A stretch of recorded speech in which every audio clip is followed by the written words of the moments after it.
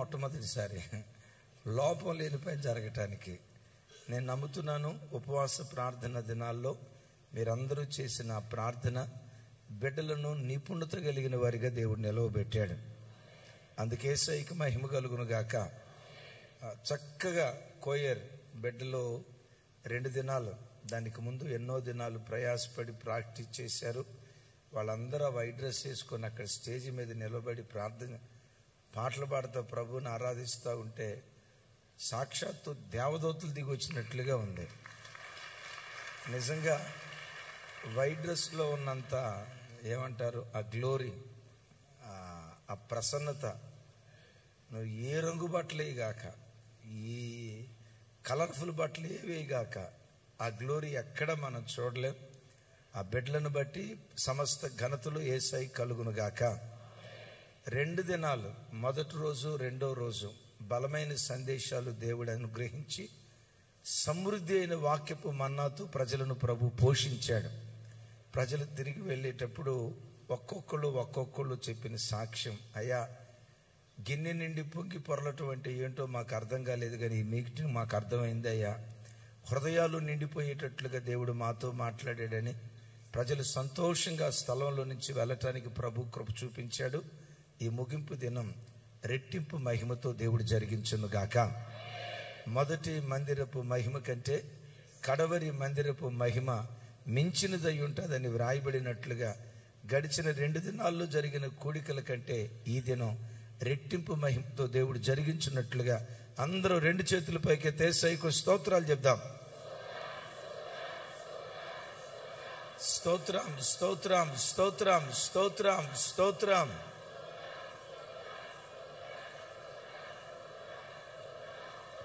స్తోత్రం స్తోత్రం.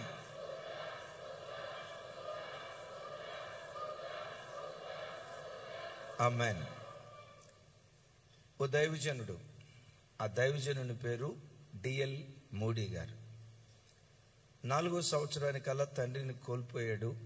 17వ సంవత్సరంలో ప్రభు చేత పట్టుబడ్డాడు. దేవుని చేతిలో పడిన తర్వాత ఆ దైవజనుడు 3 ఖండాలు కదిలించే ఒక అద్భుతమైన శక్తిగా దేవుని చేతిలో వాడబడ్డాడు. ఆయనకు వివాహ వయస్సు వచ్చింది. సహజంగా వివాహం చేసుకునే ఏ వివాహ యవనస్తుడికైనా యవనస్తురాలికైనా వివాహ వ్యవస్థ పట్ల ఎన్నో కలలుంటాయి. నా వివాహమైన తర్వాత నా కుటుంబాన్ని అలా కట్టుకోవాలి, ఇలా డబ్బు సంపాదించాలి, నా పిల్లలకు ఇలాంటి శ్రేష్టమైన భవిష్యత్తు ఇవ్వాలి, ఇదిగో ఈ స్థితిలో నా కుటుంబాన్ని చూడాలి అని ప్రతి వ్యక్తి కలలుగా అంటాడు. అలాగని అవేవి పగటి కలలు కాదు. నా మాట అర్థమవుతుందా? వివాహం చేసుకోబోయే ప్రతి వ్యక్తి తన కుటుంబ వ్యవస్థ పట్ల ఎన్నో కలలుగంటూ వివాహ వ్యవస్థలో అడుగు పెడతాడు. అవునా కాదా? పురుషోత్తం గారు, మీరు కలలుగానే అడుగు పెట్టారా? ఏం కలలు? పగటి కల్లా రాత్రి కల్లా? ప్రతి వ్యక్తి కలలుగంటూ వివాహ వ్యవస్థలో అడుగు పెడతాడు. ఆ వివాహ దినాన డిఎల్ మూడీ గారు తను కట్టుకోబోయే భార్య ఆ వేలి మీద ఒక అద్భుతమైన అక్షరాలు రాయించాడు. ఏమని రాయించాడో తెలుసా? మేము క్రీస్తు పని కొరకు జతపరచబడుచున్నాము అని. ఎందుకు జతపరచబడుతున్నారయ్యా అంటే శరీర ఇచ్ఛలు నెరవేర్చుకోవటానికి కాదు, మాకేదో అందమైన కుటుంబాన్ని కట్టుకోవటానికి కాదు, మంచి పిల్లలు కలిగి ఏదో ఒక శ్రేష్టమైన ఘనమైన స్థితిలో మేమేదో నిలవబడటానికి మేము జతపరచబట్ల.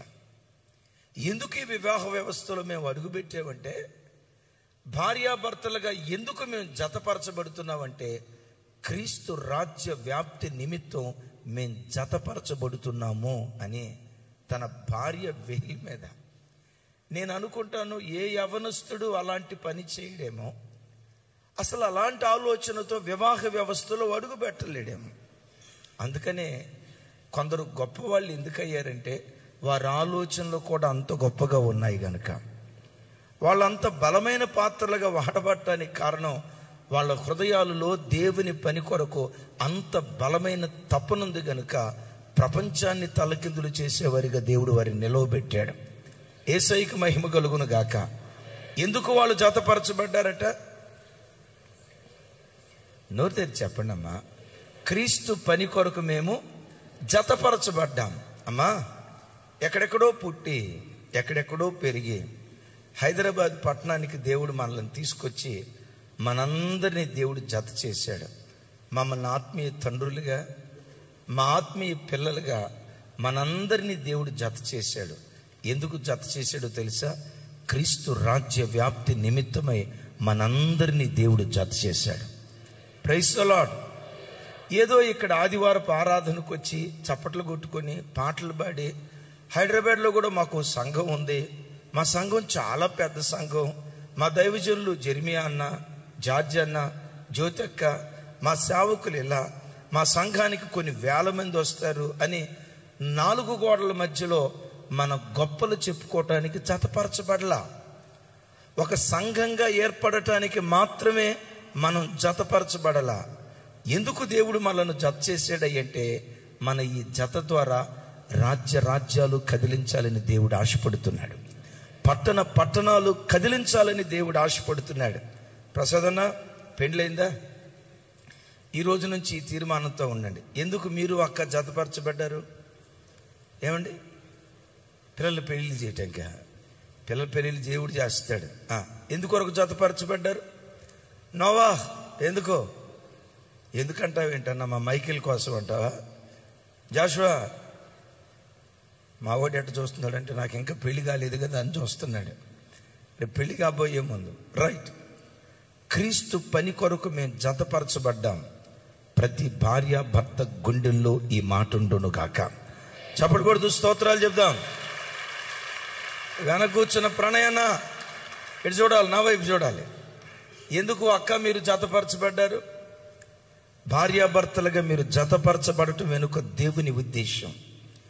తల్లిదండ్రులు పిల్లలుగా కలిసి ఒక చోట కాపురం చేయటం వెనుక దేవుని ఉద్దేశం. సంఘంగా ఈ స్థలంలో మనం జతపరచబడటం వెనుక దేవునికి ఉన్న ఉద్దేశం యేసుక్రీస్తు రాజ్య వ్యాప్తి కొరకై మనమందరం జతపరచబడ్డాం. ఎందుకు దేవుడు మనందరినీ జతపరిచాడో ఆ ప్రణాళిక మన జత ద్వారా 100కి 100 పాళ్ళు దేవుడు నెరవేర్చునుగాక. అందరం చప్పట్లు కొడితే ఈ విషయమై దేవునికి స్తోత్రాలు చెప్దాం. ప్రభా, మమ్మల్ని ఎందుకు జత చేశారో ఆ ప్రణాళిక నెరవేర్చబడాలి. యేసయ్యకు మహిమ కలుగును గాక. బైబిల్లో ఎన్నో జతలు ఉన్నాయి. ఆ జతల ద్వారా రాజ్యాలు జయించబడ్డాయి. పట్టణాలు ప్రభు సొంతమయ్యాయి. ఎస్, బర్నబా పౌలు అద్భుతమైన జత, బర్నబా మార్క్ అద్భుతమైన జత, పౌలు తిమోతి అద్భుతమైన జత, పౌలు తీతు, పౌలు తిమోతి, పౌలు శీల అద్భుతమైన జత.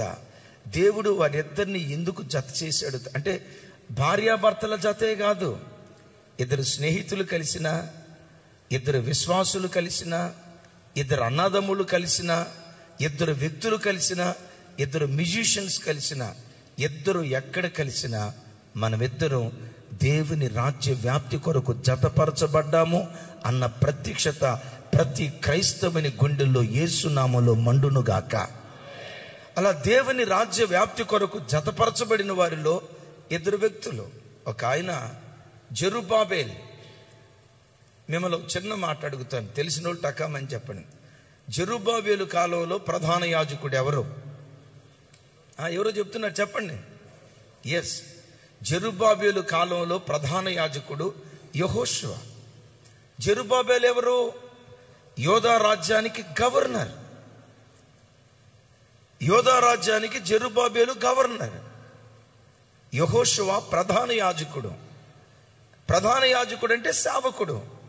సేవకుడు అనగా యాజకులు రాజులు కలిసి పని చేయటాన్ని బట్టి భక్తిలో చల్లారిపోయినటువంటి ఇశ్రాయేలు దేశం, వీరిద్దరి కలయిక ద్వారా ఇశ్రాయేలు దేశం భక్తిలో శిఖరాల మీదకు వెళ్ళటానికి దేవుడు కృప చూపించాడు. చెప్దాం ఆమేన్. అమ్మా చూడండి రా తల్లి, మేము యాజకులం, దేవుని సేవ చేయటానికి ప్రతిష్ఠించబడిన వాళ్ళం. దేవుని రాజ్యాన్ని భూమి మీద స్థాపించి రాజ్యాలను ప్రభు కొరకు సంపాదించడానికి ప్రతిష్ఠించబడిన దైవ సేవకులం. మేము యాజకులమైతే చెప్పండి, మీరెవరు? యాజకులా? ఎవరురా మనిషే? యాజకులే, నేను కాదంట్లా, అందరూ యాజకులే. మేము యాజకులమైతే మీరెవరు? రాజులా? ఏ ఊరమ్మా? అవును, నిజమే, మేము యాజకులం, మీరు రాజులం. నా చేతులు జోడించి మీ ఆత్మీయ తండ్రిగా, మీ అన్నగా నా చేతులు జోడించి మిమ్మల్ని బ్రతిమలాడుకుంటున్నాను.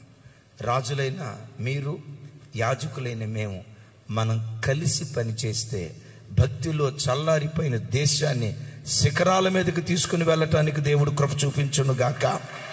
చెప్దాం ఆమేన్. రాజులు యాజకులు కలిసి పనిచేశారు. అనొచ్చు రాజు, అయ్యా నీ పని మందిర పని చేయటం కదా, మీ పని మీరు చూసుకోండి, మా పని మేము చేసుకుంటామని అంటున్నట్లుగా వీళ్ళు లేరు. కానీ రాజులు యాజకులు కలిసి పనిచేయటాన్ని బట్టి దేశం ఎలా మార్చబడిందో టక కొన్ని మాటలు చెప్తాను. వాళ్ళిద్దరిని దేవుడు జకరియా గ్రంథంలో ఏమంటాడో తెలుసా? సర్వలోకనాథుడైన యెహోవా సన్నిధిలో నిలవబడి తైలము పోయివారు వీరిరువురు అని ఒక చక్కటి మాట అంటాడు. ఒకసారి నా వైపు చూడండి. దీపవృక్షం ఉంది. ఆ దీపవృక్షానికి 7 దీపాలు ఉన్నాయి. ఇటువైపు జెరుబ్బాబెలు నిలవబడ్డాడు, ఇటువైపు యెహోషువ నిలవబడ్డాడు. ఆ కొమ్మలలో నుంచి బయలుదేరిన ఆ అభిషేక తైలం, ఆ నూనె ఈ దీపాల్లో పడతా ఉంటే ఆ నూనె వలన దీపాలు వెలిగించబడి దేశమంతటిని వెలుగుతో ఈ ఇద్దరు నింపినట్లుగా జకరియా గ్రంథంలో మనం చూస్తాం. యేసయ్యకు మహిమ కలుగును గాక. కొంచెం గట్టిగా చెప్దాం ఆమేన్, ఆమేన్. అంటే దేశం అంతగా వెలగటానికి ప్రధాన భూమిక పోషించింది ఆ ఇద్దరు. ఎవరెవరు? ప్రధాన యాజకుడైన యెహోషువ, గవర్నర్గా పిలువబడిన చెప్పాలి గవర్నర్గా పిలువబడిన జెరుబ్బాబెలు. ఆ దీపం వెలిగింది, దేశమంతా వెలుగుతో నింపబడింది. దైవజనమ, ఆ స్థలంలో కనపడుతున్న దీప వృక్షం సంఘానికి గుర్తయితే నేనంటాను, ఇమాన్యుయల్ మినిస్ట్రీస్ అనే ఈ దీప వృక్షాన్ని వెలిగించడానికి మీరు, నేను, దైవ సేవకురాళ్ళు, దైవ సేవకులు మనమందరం నూనె పోసేవారిగా దేవుని సన్నిధిలో బ్రతుకుదుము గాక. గట్టిగా చెప్దాం ఆమేన్.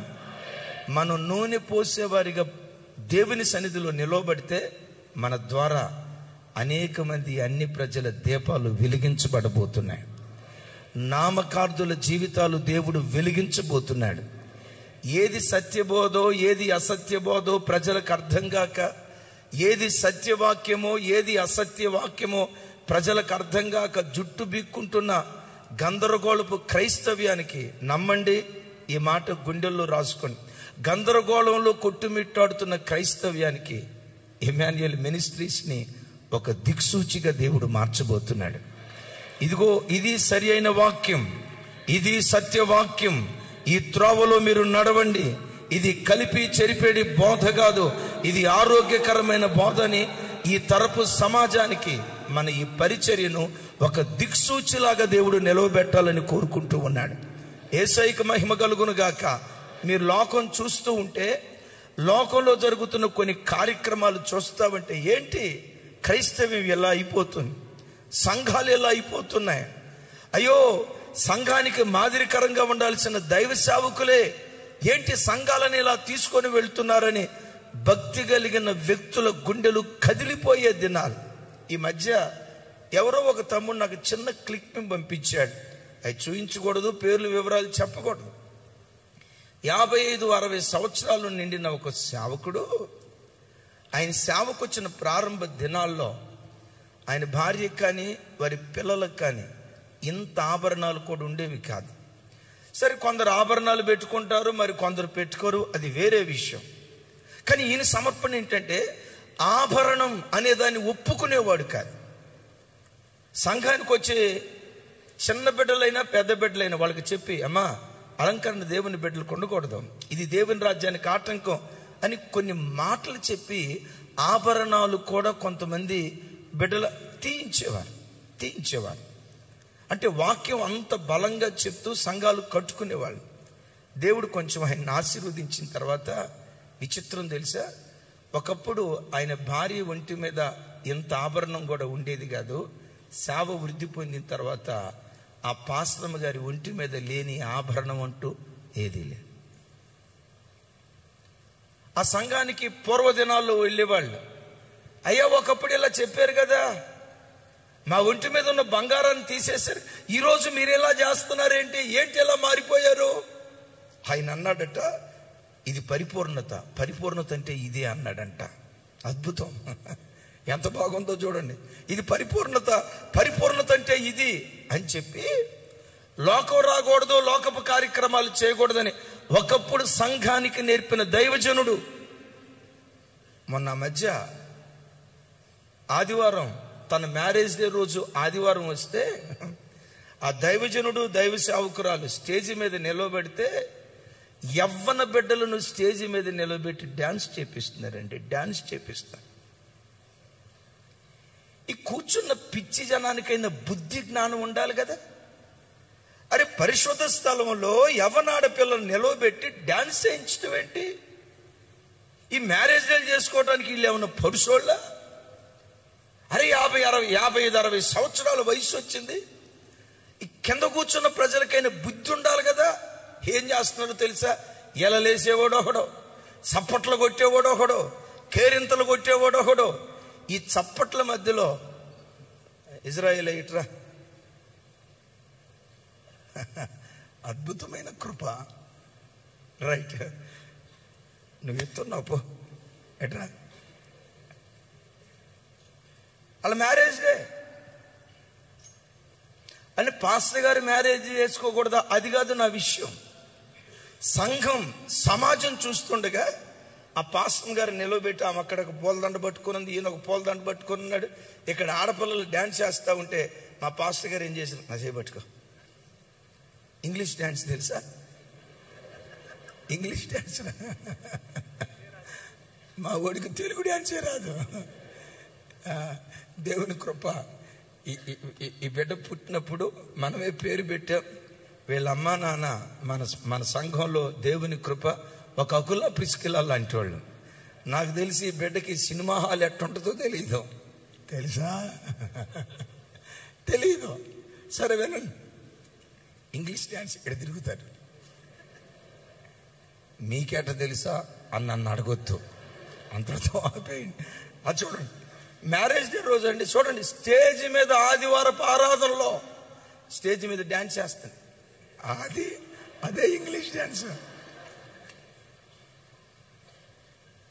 ఈ కింద కూర్చున్న జనమైన, అరే ఏంటిది? పరిశుద్ధ స్థలం, ప్రపంచానికి సందేశం ఇవ్వాల్సిన స్థలం.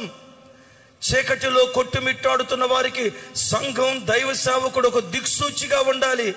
ఏంటి జరుగుతున్న ఈ కార్యక్రమాలు?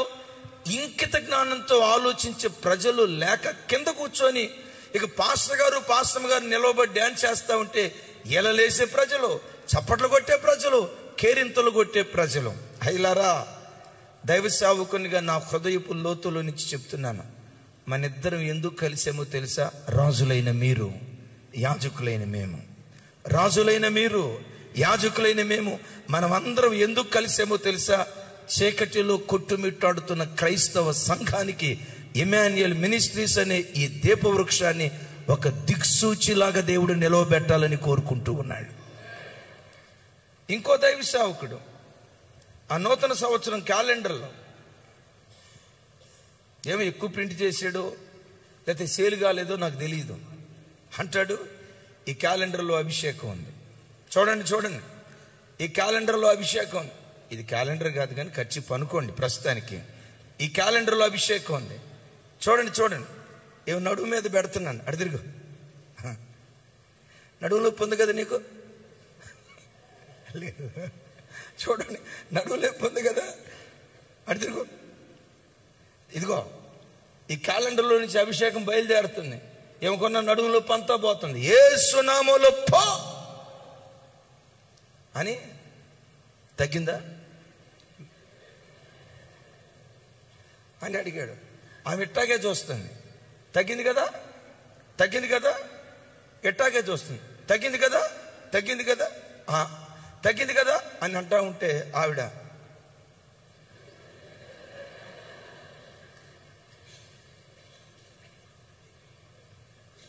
మామూలు క్యాలెండర్ 50-100. ఆ రోజు ఒక్కొక్క క్యాలెండర్ 500 రూపాయలు, 1000 రూపాయలు. ఎందుకంటే ఇవి అభిషేకించబడిన క్యాలెండర్లు. దైవజనమా, క్రైస్తవ్యం చీకటిలో కొట్టుమిట్టాడుతూ ఉంది. కొంతమంది స్వార్థపరులైన దైవ సేవకుల చేతుల్లో పడి ఏది సత్యబోధో, ఏది అసత్య బోధో, ఏది వాక్యానుసారమైన బోధో, ఏది వాక్యానికి భిన్నమైన బోధో ప్రజలకు అర్థం కాక గందరగోళంలో కొట్టుమిట్టాడుతూ ఉంటే నేను నమ్ముతున్నాను, ఈ తరంలో కొన్ని పరిచర్యలను దీపవృక్షంలాగా దేవుడు లేవనెత్తుతున్నాడు. కొన్ని మినిస్ట్రీస్ని దీపవృక్షంలాగా దేవుడు లేవనెత్తుతున్నాడు. ఒక ఇమాన్యుయల్ మినిస్ట్రీసే కాదు, ఇలాంటి కొన్ని పరిచర్యలను దేవుడు లేవనెత్తి చీకటిలో కొట్టుమిట్టాడుతున్న ఈ దేశానికి, ఈ భూమికి ఒక దిక్సూచిలాగా కొన్ని పరిచర్యలను దేవుడు వాడుకోవాలనుకుంటున్నాడు. వాటిలో మన పరిచర్య ఒకటి అని చెప్పటానికి నా హృదయపు లోతులో నుంచి ప్రభుని స్తుతిస్తూ ఉన్నాను. అయితే ఈ దీపవృక్షం వెలగాలంటే నూనె పోసే వ్యక్తులు దేవునికి కావాలి. చెప్దాం ఆమేన్. నూనె పోసే వ్యక్తులు దేవునికి కావాలి. ఆ నూనె పోసే వ్యక్తుల్లో నీవు, నీ కుటుంబం, నీ పిల్లల పిల్లలు ఉందురుగాక. వీళ్ళు ఎలా నూనె పోసారు? వీళ్ళ ద్వారా దేశం భక్తిలో శిఖరాల మీదకి వెళ్ళటానికి ఏం చేశారు? టకా 2-3 మాటలు చెప్పి నేను ముగిస్తాను. హగ్గయి గ్రంథం 2nd సెషన్లో మన ఆత్మీయ తండ్రి దైవజనులు రాజశేఖరయ్య గారు వర్తమానం అందిస్తారు. చూడండి, హగ్గయి గ్రంథం 1వ అధ్యాయం 12వ వచనం నుంచి 15వ వచనం వరకు చదవబడిన మాటలు నేను జ్ఞాపకం చేస్తాను. నాతో కలిసి షయల్తీయేలు కుమారుడైన జెరుబ్బాబెలును, యెహోజాదా కుమారుడైన ప్రధాన యాజకుడునకు యెహోషువయు, శేషించిన జనులందరూ తమ దేవుడైన యెహోవా మాటలు ఆలకించి, తమ దేవుడైన యెహోవా ప్రవక్త అయిన హగ్గయిని పంపించి తెలియచేసిన వార్త విని యెహోవా యందు భయభక్తులు పూనిరి. నా వైపు చూడండి, ఇక్కడ ఆగుదాం. అందరు నా వైపు చూడండి. హగ్గయి గ్రంథంలో జెరుబ్బాబెల్, యెహోషువ, ప్రధాన యాజకుడైన యెహోషువ, షయల్తీయేలు కుమారుడైన జెరుబ్బాబెల్, వీళ్ళ పేర్లు ప్రత్యేకంగా హగ్గయి గ్రంథంలో జెరుబ్బాబెలు పేరు 7 పర్యాయాలు చూస్తాం. యెహోషువ పేరు 5 పర్యాయాలు చూస్తాం. ఎవరి పేర్లు ఎక్కువ సార్లు ఉన్నాయి? ఎవరి పేర్లు ఎక్కువ సార్లు ఉన్నాయి? ఎవరి పేర్లు ఎక్కువ సార్లు ఉన్నాయి, ఎవరి పేర్లు తక్కువ సార్లు ఉన్నాయి అనేది పట్టించుకోకుండా వాళ్ళిద్దరూ కలిసి దేవుని పనిచేశారు. సరిగ్గా చెప్పలే ఒక్కరు. దైవజనమా, నా వైపు చూడండి. జీవము కలిగిన దేవుని సంఘానికి వచ్చిన తర్వాత నీకెంత గుర్తింపు కలిగింది, నాకెంత గుర్తింపు వచ్చింది? సేవకులు నన్నెంత పట్టించుకున్నారు, వీళ్ళనెంత పట్టించుకున్నారు? వీళ్ళకెంత గౌరవాన్ని ఇస్తున్నారు, నాకెంత ఘనతనిస్తున్నారు? వీళ్ళ కుటుంబాన్ని ఎట్లా పట్టించుకుంటున్నారు, నా కుటుంబాన్ని ఎలా పట్టించుకుంటున్నారు? ఇలాంటి నెగిటివ్ థాట్ కనీసం ఆలోచనల్లో కూడా బయలుదేరకుండా మనకు ఘనత దొరికిందా లేదా, గుర్తించారా లేదా, అప్రస్తుతం చేయి కలిపి కలిసి దేవుని పని చెయ్యాలి. చెబుదాం గట్టిగా ఆమేన్. అయ్యా, నీ పేరు 7 సార్లు రాయబడి ఉంది, నా పేరు 5 సార్లే కదా. ఒకసారి పూచికపాడని జంగారెడ్డిగూడెం ప్రాంతానికి వెళ్ళాం. 7ంటికి మీటింగ్ స్టార్ట్ అయింది. నాకు మెసేజ్ ఇచ్చేసరికి 12:30 అయింది. అప్పటికి అందరు గాఢ నిద్రలో పోయారు, మీటింగ్కి వచ్చిన వాళ్ళు కూడా. ఆ మీటింగ్కి వచ్చిన వాళ్ళు ఒక్కొక్క ముఖం చూస్తే అంత అమావాస్య సేకటే. ముసుగు ముందుకు లాక్కున్నారు, అక్కడైతే పూర్తిగా నిద్రలోకి పోయారు. 12:30కి వాక్యం ఇస్తే నమ్ముతారా? వాళ్ళ నిద్ర లేపలేక నేను చావాల్సి వచ్చింది. ఏం చెప్పాలో అర్థం కాల. మీరు నన్ను అడగొచ్చు, అన్నయ్య 12:30 దాకా వాళ్ళు ఏం చేశారు? పోటీలు పడి పాటలు పాడారు. ఒక ఆయనకి 3 పాటలు ఇచ్చాడట, ఇంకొక ఆయనకి 1 పాట ఇచ్చాడట. 1 పాట ఇచ్చిన ఆయన వచ్చి అంటాడు, నేను మీటింగ్కి ఎంత ఇచ్చాను? 5,000 రూపాయలు లేదా? ఆడు 2,000 రూపాయలు ఇచ్చినోడికి 3 పాటలు ఇచ్చావు. ఆడు బాగా పాడతాడు, అది వేరే సంగతే. ఆయనకు 3 పాటలు ఇచ్చావు, నాకు 1. అంటే నేనంత చీపుగా కనపడ్డానా? నాకు కూడా 3 పాటలే. 2 పాటలు పాడిన నాకు 1 కావాలన్నాడు. అసలు పాడినోడు నేను 3 పాటలు పాడతాను అన్నాడు. పోటీల మీద పాడి పాడి పాడి పాడి పాడి పాడి అద్భుతం 12:30 అయిపోయింది. ఎవరికి వాక్యం చెప్పుదును? ఇక లేచి ఒక 5 నిమిషాలు వాక్యం చెప్పి యేసు నామములో అడుగుచున్నాను తండ్రి, ఆమేనా. అయిపోయింది. అలా నిద్ర లేపలేక సావాల్సి వచ్చింది. దైవజనమా, నాకెంత గుర్తింపు, నాకెంత గౌరవం అనేది మనస్సులో ఎప్పుడు ఆలోచించకుండా ఎవరు ఘనత పొందుతున్నారు, ఎవరు ఘనఘనత పొందుతున్నారు ఆలోచించకుండా మనమిద్దరం దీపవృక్షాన్ని వెలిగించే వారిగా దేవుని సన్నిధిలో బ్రతుకుదుము గాక. చెప్దాం ఆమేన్. చాలాసార్లు నేను చెప్పాను, దేవుడు సంఘాన్ని శరీరంతో పోల్చాడు. నా వైపు చూసి చెప్పాలి. దేంతో పోల్చాడు? ఇంకోసారి చెప్పండి. దేవుడు సంఘాన్ని శరీరంతో పోల్చాడు. శరీరంలో ఉన్న అద్భుతమైన లక్షణం ఏంటో తెలుసా? కొన్ని అవయవాలు బయటకు కనపడతాయి, కొన్ని అవయవాలు బయటకు కనపడవు. బయట కనపడినంత మాత్రాన అవి విలువైనవని కాదు, కనపడనంత మాత్రాన అవి విలువలేనివి అని కాదు. ఒక మాట మిమ్మల్ని అడుగుతాను, చెవులు విలువైనవా? ఇది చూడండి, ఇవి చెవులు విలువైనవా, గుండె విలువైందా? ఏమండి? అయితే చెవులు ఇచ్చేసేయండి. కంపేర్ చేస్తే చెవుల కంటే గుండె చాలా విలువైంది. ముక్కు విలువైందా, గుండె విలువైందా? చెప్పరే, ఇక చెప్పరు. కొన్నిసార్లు అంటారు కదా, వాడు ముక్కు ముఖం లేనోడ్రా. ఇంకొక మాట కూడా అంటారు, తప్పిడి ముక్కోడు.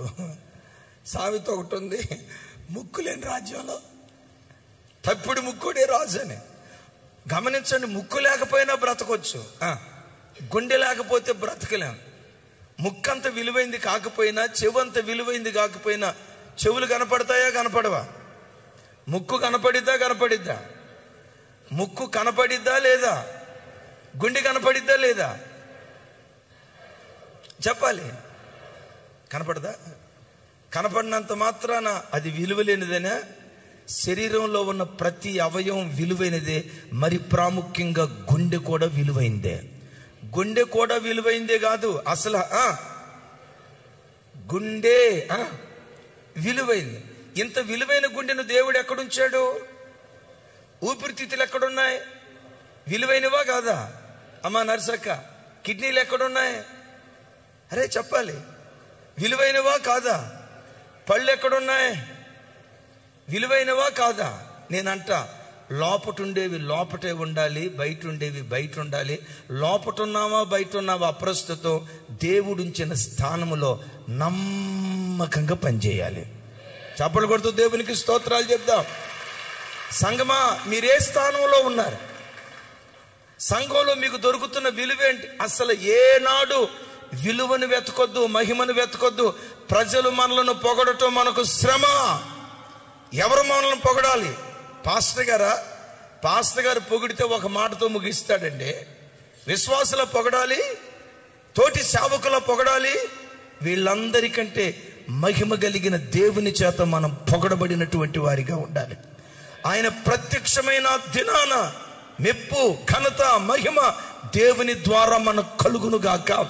చప్పలు కొడుతూ దేవునికి స్తోత్రాలు చెప్తాం.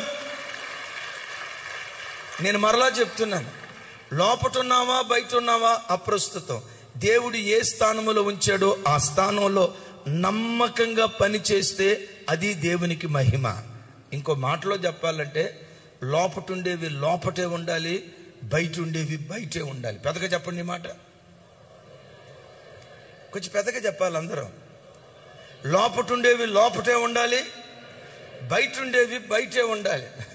లోపటుండేవి బయటకు వచ్చినంటే ఎట్టుంటుందో చెప్తాను. ఇప్పుడు ఈ 32 పళ్ళు పెదాల లోపట పెట్టాడు. 2 పళ్ళు ఎంతకాలం లోపట ఉంటాం. నేను కూడా బయటకు వస్తానని 2 పళ్ళు బయటకు వచ్చినాయి అనుకోండి, 2 పళ్ళు బయటకు వచ్చినాయి అనుకోండి, ఫోటో తీయండి. ఆ ఫోటోకి ఆస్కార్ అవార్డు రాకపోతే నన్ను అడగండి. లోపట ఉండేవి లోపటే ఉండాలి. చూడండి, గుండె ఉంది, లోపట ఉంచాడు. ఊపిరితిత్తులు ఉన్నాయి, లోపట ఉంచాడు.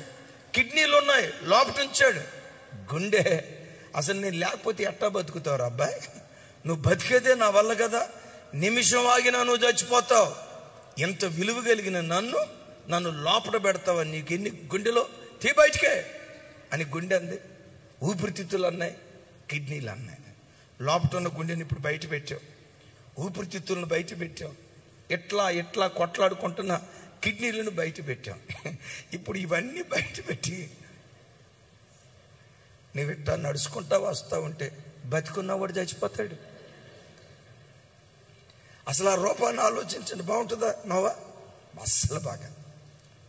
బిడ్డలారా, ఓ దైవజనుడిగా దేవుని ప్రతినిధిగా చెప్తున్నాను. ఇంకా చెప్పాలంటే మీ కాళ్ళు పట్టుకొని చెప్తున్నా. సంఘంలో ప్రతి బిడ్డ విలువైన వాడే, ప్రతి బిడ్డ విలువైన వాడే. ఖాళీ నడక మీద వచ్చే కడు పేదవాడి మొదలుకొని కోట్ల రూపాయలైన ఖరీదైన కారులో వచ్చే బిడ్డ వరకు జీవము కలిగిన దేవుని సంఘంలో ప్రతి బిడ్డ విలువైనటువంటి వాడే. పెద్దగా చెప్దామా మ్యాన్? ప్రతి బిడ్డ విలువైన వాడే. ఎందుకు మనం విలువైన వాళ్ళమో తెలుసా? ప్రతి బిడ్డను యేసయ్య తన ప్రశస్తమైన రక్తంతో కొనుక్కున్నాడు. నీ విలువ ఎంతో తెలుసా? యేసయ్య రక్తము యొక్క విలువ ఎంతో ఒక క్రైస్తవుడి విలువ కూడా అంతే. యేసయ్యకు మహిమ కలుగును గాక. దేవుడు ప్రజలను కొనుక్కునేటప్పుడు పేదోడి కోసమేమో పేద రక్తం, తర్వాత మాట పూర్తి చేయాలి. పేదోడి కోసమేమో పేద రక్తం. ఏమమ్మా? డబ్బున్నవాడి కోసమేమో ధనిక రక్తం. ఒక్కొక్కరికి ఒక్కో సపరేట్ రక్తం ఏం కార్చలేదు, అందరికీ ఒకే రక్తం. పేదవాడినైనా ధనికుడినైనా దరిద్రునైనా ఒకే రక్తముతో ఆయన ఒకే రక్తముతో ఆయన కొనుక్కున్నాడు. గనుక సంఘములో ప్రతి బిడ్డ విలువైనటువంటి వాడే. యేసయ్యకు మహిమ కలుగును గాక. మీరిద్దరు ఎక్కడ కూర్చున్నా, అమ్మా నా వైపు చూడాలి. మీరిద్దరు సిస్టర్స్ ఎక్కడ కూర్చున్నా, అక్క మనమిద్దరం దేవుని రాజ్య వ్యాప్తి కొరకు జతపరచబడిన వారిని. అన్నా దేవుని రాజ్య వ్యాప్తి కొరకు జతపరచబడిన వారిని. ఎక్కడెక్కడో పుట్టి ఎక్కడెక్కడో పెరిగిన మనలను హైదరాబాద్ అనే స్థలానికి తీసుకొని వచ్చి ఇమ్మాన్యుయల్ మినిస్ట్రీస్ అనే దీపస్తంభానికి ఎందుకు దేవుడు మనలను చేర్చాడంటే క్రీస్తు రాజ్య వ్యాప్తి కొరకై మన ఒక్కొక్కరం జతపరచబడిన వారిమి. నా వైపు చూసి చెప్పాలి, మనం ఎందుకు జతపరచబడ్డాం? నాకు వినపట్లేదు తల్లి. ఎందుకు జతపరచబడ్డాం? నా వైపు కాదు కానీ మీ పక్కెంటోళ్ళ వైపు చూసి ఒక సరదాగా అట్లా చేయి పట్టుకొని నవ్వుతా. సిస్టర్ మనం అమ్మ రెబ్కా సిస్టర్ ఇంటికి వెళ్ళిన తర్వాత రైకుమగ గారు చేయి పట్టుకో తల్లి. ఇప్పుడు ప్రస్తుతం ఆ చేయి చెల్లి పట్టుకోండి. ఒకరి చేయి ఒకరు పట్టుకుంటారు తల్లి. ఎస్, క్రీస్తు పని కొరకై మనం జతపరచబడ్డాం. యేసుదాస్ గారు మీ కొడుకు చేయి పట్టుకోండి సార్, అటు పక్కన ఉన్నాడు కదా. జానన్నా రండి ఆ చేయి పట్టుకుందరుకొని. మీరు ఒక్కళ్ళే ఉన్నట్టున్నారు అక్కడ. లోకేష్ చేపట్టుకుందాం, ఒకరి చేతులు ఒకరు పట్టుకుందాం. క్రీస్తు పని కొరకై మనం జతపరచబడిన వారి.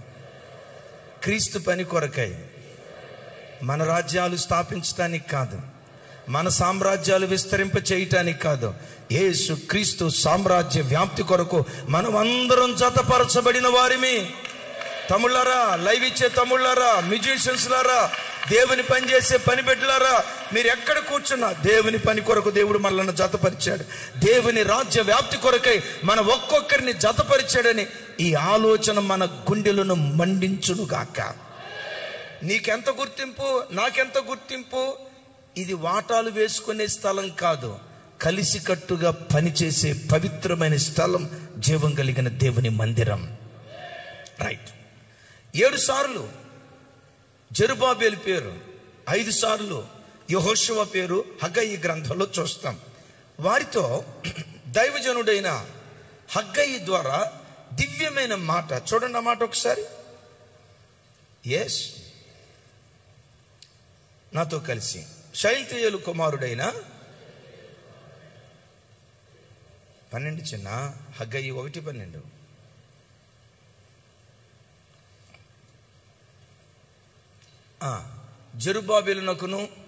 జెరుబ్బాబేలును యెహోయాదా కుమారుడును ప్రధాన యాజకుడునైన యెహోషువయు శేషించిన జనులందరూ తమ దేవుడైన యెహోవా మాట ఆలకించి, ఇక్కడి నుంచి పెద్దగా చెప్పండి, తమ దేవుడైన యెహోవా మాటలు ఆలకించి తమ దేవుడైన యెహోవా ప్రవక్త అయిన హగ్గయిని పంపించి తెలియచేసిన వార్త విని యెహోవా యందు భయభక్తులు పూనిరి. చాలు చిన్న, అందరు నా వైపు చూడండి. అక్కడ ఒక మాట పట్టుకోండి, అందరు అక్కడ ఒక మాట పట్టుకోండి, నా వైపు చూసి చెప్పండి. తమ దేవుడైన యెహోవా మాట ఆలకించి తమ దేవుడైన యెహోవా ప్రవక్త అయిన హగ్గయిని పంపించి ఈ వార్త తెలియచేసిరి. వీళ్ళేమెరిగారు తెలుసా? హగ్గయి దేవుని చేత పంపబడిన ప్రవక్త. తమ దేవుడైన యెహోవా ప్రవక్త అయిన హగ్గయిని పంపించి, నా వైపు చూడండి. హగ్గయి తనంతట తాను వచ్చిన వాడా, దేవుని చేత పంపబడిన వాడా? అందరూ చెప్పాలి. తనంతట తాను వచ్చిన వాడా, దేవుని చేత పంపబడిన వాడా? సంగమా, ప్రపంచంలో 2 రకాల సేవకులు ఉంటారు. ఒకటి తమంతట తాము సేవకు వచ్చిన వాళ్ళు, తమంతట తాము మాట్లాడేవాళ్ళు. వాళ్ళకున్న జ్ఞానం, వాళ్ళకున్న తెలివితేటలు, వాళ్ళకున్న సామర్థ్యం, వాళ్ళకున్న పరిజ్ఞానంతో దేవుని మాటలు చెప్పేవాళ్ళు తమంతట తాము సేవకు వచ్చిన వాళ్ళు. రెండవది దేవుని చేత పంపబడిన సేవకులు. సంఘం ఎప్పుడు వీరు దేవుని చేత పంపబడిన వారా, స్వార్థంగా దేవుని పని చేస్తున్న వాళ్ళ? ఆ ప్రత్యక్షత సంఘానికి ఉండాలి. తెల్లబట్టలేసుకున్న ప్రతి వారు పాస్టర్లే అని గంపగొత్తగా సంఘం ఏ ఒక్క నాటికి మాట్లాడకూడదు. బైబిల్ పట్టుకున్న ప్రతి వారు సేవకులే. ఏనాడు సంఘం ఆ రీతిగా మాట్లాడకూడదు. ఇతడు దేవుని చేత పంపబడిన వాడా కాదా? దేవుని చేత నిర్ణయించబడి అభిషేకించబడి ఓ ప్రత్యేకమైన పని నిమిత్తం అభిషేకించబడి పంపబడిన సేవకుడా, ఉద్రేకంగా సేవకొచ్చిన వాడా? సేవకులను చూసి నేను కూడా సేవ చేస్తే బాగుండు అని అనుకొని వచ్చిన వాడా? ఒక ప్రతిష్ఠిత వైరాగ్యంతో దేవుని సేవకొచ్చిన వాడా, పొట్టకూటి కోసం సేవకొచ్చిన వాడా? ఆ ప్రత్యక్షత సంఘంలో ప్రతి బిడ్డ కలిగిన వాడిగా బ్రతకాలి. యేసయ్యకు మహిమ కలుగును గాక. అయ్యా, దేవుడు పంపకుండా తమంతట తామే వచ్చి వాక్యం చెప్పే వాళ్ళు ఉంటారా? బైబిల్ కూడా అదే చెప్తుంది, ఉంటారు అని. చూడండి, ఇర్మియా గ్రంథం 14వ అధ్యాయం 14వ వచనం. 14వ అధ్యాయం 14వ వచనం నాతో కలిసి. యెహోవా నాతో ఇట్లా, నేను ప్రవక్తలను నా నామమును బట్టి అబద్ధములు ప్రకటించుచున్నారు. నేను వారిని పంపలేదు, వారికి ఆజ్ఞ ఇవ్వలేదు, వారితో మాట్లాడలేదు. వారు అసత్య దర్శనములను, శకునములను, మాయా మంత్రములను, తమ హృదయములో పుట్టిన వంచనలను ప్రకటన చేయుచున్నారు. మాయా దర్శనాలు చెప్తుంది ఎవరు? అబద్ధాలు చెప్తుంది ఎవరు? వంచన మాటలు ప్రకటిస్తుంది ఎవరు? దేవుని సేవకులని పిలువబడిన వారు. దేవుడు అంటాడు, అయ్యా ఇశ్రాయేలీయులారా, వాళ్ళ మాటలు నమ్మి మోసపోవద్దు, వాళ్ళ మాటలు విని గుడ్డిగా పరిగెత్తొద్దు. నేను వాళ్ళను పంపలేదు, నా చేత పంపబడిన వారు కాదు. దైవజనులు రాజశేఖరయ్య గారు నిన్న మాట్లాడుతూ ఓ చోట జరిగిన సంభవం చెప్తున్నారు. ఏం చెప్తున్నారు తెలుసా? ఆ ప్రాంతంలో పేరుగాంచిన గొప్ప సేవకుడు వాక్యం చెప్తా ప్రజలు కింద పచ్చిక బయల్లో కూర్చొని ఉంటే సడన్గా చెప్తున్నాడట, దేవుడు నాతో మాట్లాడాడు. మీరు కూర్చున్న పచ్చిక బయలు మీద దేవుడు అభిషేకం ఉంచాడు. మీకు ఆరోగ్యం, స్వస్థత, మీ జీవితాల్లో అద్భుతాలు జరుగునట్లుగా ఆ పచ్చిక బయలుని మెయ్యండి అని చెప్పాడంట. పచ్చిక బయలుని మెయ్యండి అని చెప్తే ఉన్నపాటులు లేచి ఒక్కొక్కరు గేదె వేసినట్లుగా ఆ పచ్చిక బయలుని మేయటం స్టార్ట్ చేశారంట. ఈలోపు ఒక ఆయన సాక్ష్యం చెప్తాడట, నాకు కడుపు నొప్పి తగ్గింది సార్, నాకు తలనొప్పి తగ్గింది సార్, ఇదిగో నాకు అద్భుతం జరిగింది సార్. దైవజనమ, ఎవరు వీళ్ళంతా? దేవుడు పంపకపోయినా, దేవుని చేత ఎన్నిక చేయబడకపోయినా అబద్ధ ప్రవచనాలను, దర్శనాలను చెప్పి ప్రజలను మోసగించేటువంటి వ్యక్తులు. కొందరు చేపలు అమ్ముతారు. ఇదిగో ఇది అభిషేకించబడిన చాప, ఈ చాప మీద మీరు మోకరించి ప్రార్థన చేస్తే దేని కొరకు ప్రార్థన చేసిన ప్రార్థన దేవుడు వింటాడు అని ప్రజలకు చెప్తే, చాపను అభిషేకించడం ఏంటి, గడ్డిని అభిషేకించడం ఏంటి, కచ్చిపిన ఇంకిత జ్ఞానాన్ని మరిచి సంఘం అటువైపు పరిగెత్తుతూ వెళ్తా ఉంది. వీరిని గూర్చి దేవుడు ఏమంటాడో తెలుసా? నేను వారిని చెప్పాలి నేను వారిని, మరలా వాళ్ళు ప్రకటించేది నా నామాన్నే అంతా చెప్పి ఇదే దేవుడైన యెహోవా వాక్కు అని చెప్తారు. నేను వాళ్ళను పంపలేదు. సంఘం ఎప్పుడు అయిలారా? ఓ మాట, వీరు దేవుని చేత పంపబడిన వారా, తమంతట తాము బయలుదేరి వచ్చిన వాళ్ళ? ఈ ప్రత్యక్షత జీవము కలిగిన దేవుని సంఘానికి ఉండాలి. చప్పలు కొడుతూ దేవునికి స్తోత్రాలు చెప్దాం. ఓ మాట, ఒకవేళ మీ ఎదుట నిలవబడి వాక్యం బోధిస్తున్న మేము దేవుని చేత పంపబడిన వారిని కాదు అని నిజంగా పరిశుద్ధాత్ముడు మీకు బోధిస్తే, లేఖనానుసారమైనటువంటి మాట మీకు చూపించి, జెర్మియా అన్న, జ్యోతక్క, జార్జ్ వీళ్ళు దేవుని చేత పంపబడిన వాళ్ళు కాదు, వాక్యానుసారంగా దేవుడు మీకు చెప్తే, ఈ పట్టణంలో దేవుని చేత పంపబడిన సేవకులు నిజంగా ఎవరైనా ఉంటే ఆ స్థలానికి వెళ్ళి చక్కగా మీరు నాటబడవచ్చు, ఒలీవ చెట్టులాగా అక్కడ ఎదగొచ్చు. ఎవరు కావాలి దేవునికి? ఎవరు కావాలి దేవుని ప్రజలకు? తమంతట తాము బయలుదేరి వచ్చిన వాళ్ళు కాదు, దేవుని చేత పంపబడిన వ్యక్తులు సంఘానికి కావాలి. యేసయ్యకు మహిమ కలుగును గాక. చేద్దాం యేసయ్యకు మహిమ కలుగును గాక. హగ్గయిని దేవుడైన యెహోవా పంపించాడు అన్న సంగతి జెరుబ్బాబెలు, యెహోషువ ఎరిగాడు. ఎందుకు దేవుడు సేవకులను పంపిస్తాడు? చూడండి, అపోస్తలుల కార్యం బహు విలువైనటువంటి మాట, 3వ అధ్యాయం 26వ వచనం. 3:26 నాతో కలిసి. దేవుడు తన సేవకుని పుట్టించి మీలో ప్రతి వానిని వాని దుస్తత్వము నుండి మళ్లించుట వలన మిమ్మల్ని ఆశీర్వదించుటకు ఆయనను మొదట మీ యొద్దకు పంపెనని చెప్పాను. చప్పలు కొడుతూ దేవునికి స్తోత్రాలు చెప్దాం. చప్పలు కొడుతూ మనసారా దేవునికి స్తోత్రాలు చెప్దాం.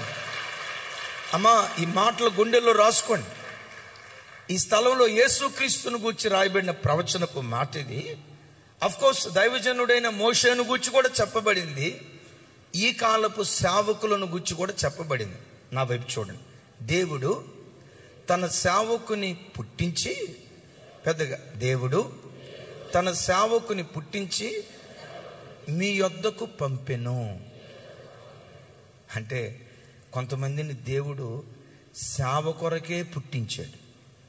ఆమేన్ చెప్పండి. కొందరిని దేవుని పని కొరకే పుట్టించాడు.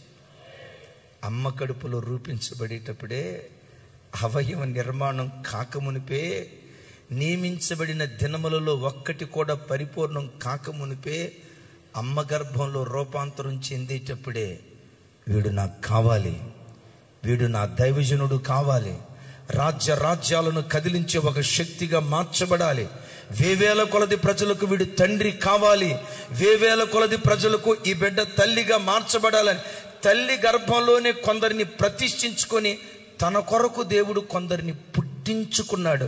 తన కొరకు పుట్టించుకున్న వాళ్ళే దేవుని సేవకులు. వాళ్ళ జీనోమ్ కోడ్ కూడా ప్రత్యేకంగా ఉంటుంది. అందరిలాగే ఉంటారు. వాళ్ళ ఆలోచన ధోరణి వేరుగా ఉంటుంది. అందరికి ఉన్నట్లుగానే 2 చేతులు ఉంటాయి, 2 కాళ్ళు ఉంటాయి, ఒక తలకాయ.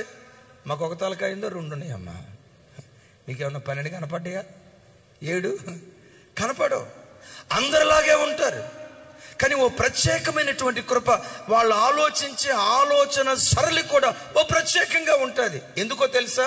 వాళ్ళు దేవుని చేత పుట్టించబడి దేవుని వలన పంపబడినటువంటి వారు. చప్పలు కొడుతూ స్తోత్రాలు చెప్తాం. సంగమా, ఒక మంచి సేవకుని చూసినప్పుడు, దేవుని చేత పంపబడిన సేవకుని చూసినప్పుడు, చూడండి ఇక్కడ, దేవుని చేత పంపబడిన సేవకుని చూసినప్పుడు నా కొరకు ఈ దైవజనుని దేవుడు పుట్టించాడు, పుట్టించి నా యొద్దకు దేవుడు పంపించాడు. దేవుని చేత నా కొరకు పుట్టించి పంపించబడిన దైవజనుడు ఈ దైవజనుడని అంత ఉన్నతమైన ప్రత్యక్షత దైవజనుని పట్ల సంఘంలో ప్రతి బిడ్డ కలిగి జీవించాలి. చప్పట్లు కొడుతూ దేవునికి స్తోత్రాలు చెప్దాం. ఆమేన్. గట్టిగా హల్లెలూయా. ఎస్, నేను ఎక్కడో పుట్టా. దైవజనరాలు జ్యోతక ఎక్కడో పుట్టారు. సలోమి ఆ బిడ్డ ఎక్కడో పుట్టింది. జార్జ్ అన్నదైతే దునియా అంతా జార్జ్ అన్నదే. ఎక్కడో ముంబైలో ఉన్న తమ్ముడు పెరిగింది ఎక్కడ? ముంబైనా? నువ్వు మధ్యాకాశానికి పోయినట్టున్నావు. రైట్. నిద్ర లేక కొన్ని నెలలు కొన్ని వారాలు అవుతుంది. అయినా అయ్యో పాపం, మమ్మల్ని గూర్చి మేము అనుకుంటే అయ్యో పాపం అనొచ్చు, వాళ్ళని గూర్చి కూడా అన్నాం. ఎందుకో తెలుసా? ఇవి భాషాను వృషభాలు శ్రమ పడటానికే దేవుని పనికొచ్చాం. గట్టిగా చెప్తాం ఆమేన్. సేవకుని చూడటంతో సంఘానికి ఉండాల్సిన ప్రత్యక్షత, ఈ మాట భాగం, సంఘానికి ఉండాల్సిన ప్రత్యక్షత ఈ దైవజనురాల్ని దేవుడు నా కొరకు పుట్టించాడు. ఈ దైవజనుడిని నా కొరకు పుట్టించాడు. పుట్టించి మా యొద్దకు పంపించాడు. అలాగని సేవకుడు ఏ ఒక్క నాటికి దేవుడు కాదు. దేవుని మహిమను దొంగలించకూడదు. వాడు ఒక మట్టి ఘట్టం. ఆ సేవకుని కాకపోతే ఇంకొకళ్ళని నిలవబెట్టుకుని దేవుడు వాడుకుంటాడు. సేవకుడు దేవుడు కాదు. చూడండి, సేవకుడు దేవుడు కాదు. దేవుడు తన మహిమ కొరకు గాడిదను కూడా వాడుకుంటాడు. దేవుడు తన మహిమ కొరకు కాకిని కూడా వాడుకుంటాడు. దేవుడు తన మహిమ కొరకు అనామకపు వ్యక్తిని కూడా తన మహిమ కొరకు నిలవబెడతాడు. అయితే సేవకుడు ఎంత బలంగా వాడబడుతున్నా దేవుని మహిమను ఏ సేవకుడు దొంగిలించకూడదు. చప్పట్లు కొడుతూ స్తోత్రాలు చెప్దాం. మొన్న ఈ మధ్య ఒక చోట మీటింగ్, ఒక తమ్ముడు నాకు పంపించాడు. ఇవి రెగ్యులర్గా పంపించే ఒక తమ్ముడు ఉన్నాడు విజయవాడలో, ఏలూరులో రెగ్యులర్గా పంపిస్తాడు. ఒక చోట పెద్ద మీటింగ్, పెద్ద స్పీకర్ని పిలిచాడు ఆ పాస్టర్ గారు.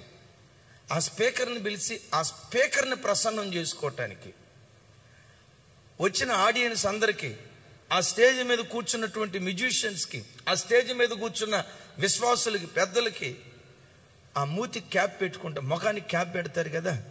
ఇప్పుడు ధోని ముఖంతో క్యాప్ ఏమంటారు తమ్ముడు దాన్ని? మాస్కేనది? మూసుకోనా? Face mask. Right, face mask. ఆ ఫేస్ మాస్క్ మీద ఏ ఫోటో ఉందో తెలుసా? ఈ పాస్టర్ గారి ఫోటో. ఎవరు మొహాలు కనపట్ల. ఆ ఫేస్ మాస్క్ మీద ఏ పాస్టర్ గారి ముఖం ఉందో అది ఒకటే కనపడుతుంది.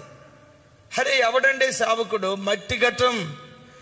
మట్టి ఘట్టాలలో మహిమైశ్వర్యాన్ని నింపిన ఆ గొప్ప దేవుణ్ణి మరిచిపోయి మట్టి ఘట్టాన్ని ప్రజలు పొగడటం ప్రారంభించారు.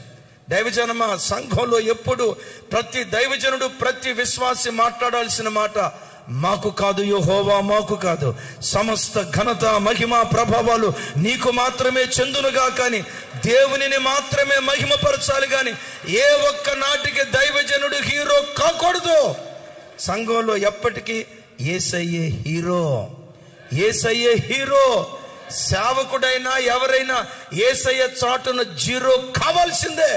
చప్పట్లు కొడుతూ దేవునికి స్తోత్రాలు చెప్దాం. మొన్న చోట ఒక 2 సంవత్సరాల క్రితం ఒక ఇంటికి వెళ్తే గోడ మీద నా ఫోటో పెట్టారు. పెద్దగా చెప్పండి, ఎక్కడ? ఒక మాట, గోడ మీద ఎవరు ఫోటోలు ఉంటాయి?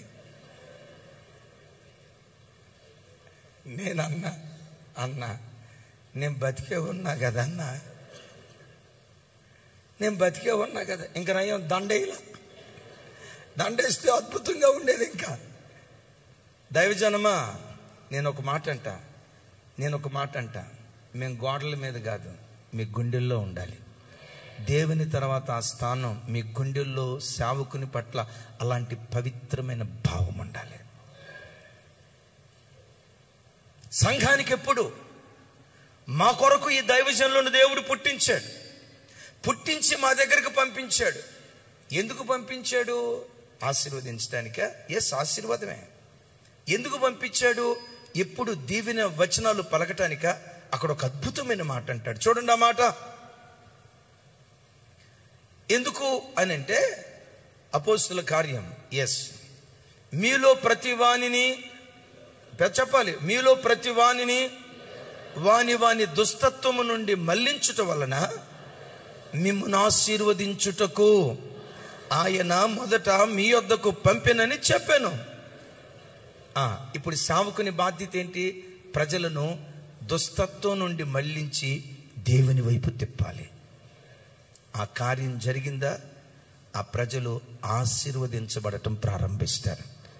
ఆత్మీయంగా, ఆరోగ్యపరంగా, ఆర్థికంగా అన్ని విషయాలలో ఆశీర్వదించబడాలంటే సంఘం, దేవుని బిడ్డలు దుస్తత్వం నుండి మళ్లించబడాలి. ఇప్పుడు ఈ దుస్తత్వం నుంచి మళ్లించే కార్యక్రమం చేయాల్సింది ఎవరు? నాయనా, ఎవరు? ఈ దుస్తత్వం నుండి ప్రజలను మళ్లించే కార్యక్రమం చేయాల్సిన బాధ్యత దైవజనుడిది. దైవజనుడు అంటే ప్రజల దగ్గర నుంచి దశంభాగాలు తీసుకొని, కానుకలు తీసుకొని, స్థలాలు పొలాలు కొని కోట్లకు పడగెత్తేది కాదు, కట్టడాలు కట్టేది కాదు, మందిరాలు నిర్మించేది కాదు. సేవకుని పని, సేవకుని యొక్క మొట్టమొదటి పని ప్రజల హృదయాలనే దేవుని మందిరాలుగా మార్చాలి. ప్రజలనే దేవుని మందిరాలుగా మార్చాలి.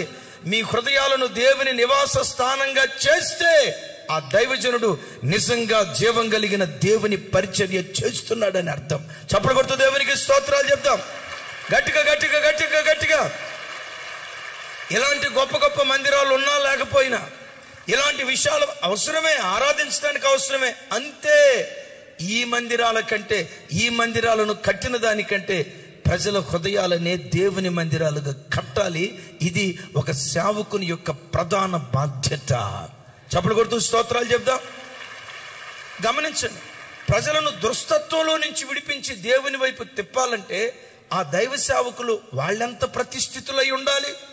ఆ దైవజనుడు బట్టలో ప్రతిష్ఠితుడై ఉండాలి, తిండిలో ప్రతిష్ఠితుడై ఉండాలి, నిద్రలో ప్రతిష్ఠితుడై ఉండాలి, వస్త్రధారణలో ప్రతిష్ఠితుడై ఉండాలి, హావభావాల్లో ప్రతి దానిలో దైవజనుడు ప్రతిష్ఠితుడై ఉండాలి. నేను అంటాను, ఆ ప్రతిష్ఠితలో నుండి ప్రతిష్టాభిషేక తైలం లాంటి మాటలు ప్రజల మీద కొమ్మరించబడటానికి దేవుడు కృప చూపిస్తాడు.